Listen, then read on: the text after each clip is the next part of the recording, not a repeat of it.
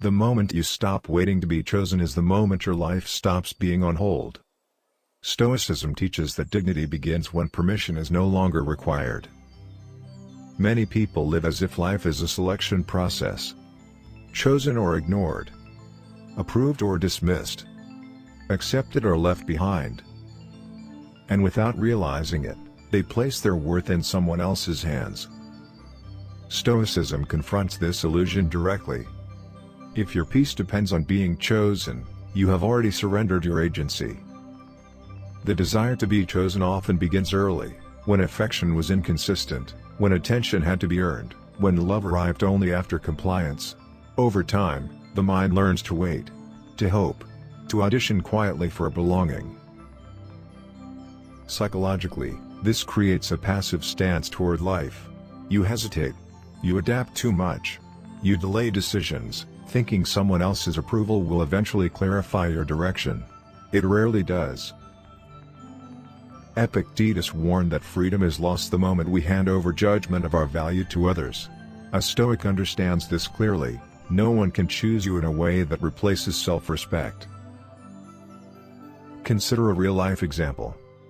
Someone remains in a connection that is inconsistent, messages arrive unpredictably, plans are vague, commitment is delayed. Instead of deciding, they wait. They interpret uncertainty as potential. But uncertainty is not potential, it is information. A Stoic reads that information without fantasy. They do not chase selection.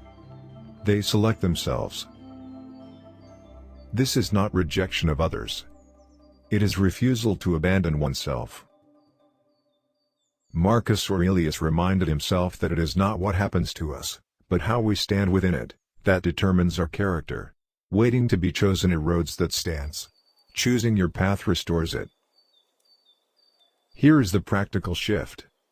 When you feel the urge to wait for someone's decision, ask, what choice would I make if no one else was involved? Then act from that answer, even if it costs comfort. Especially if it costs comfort.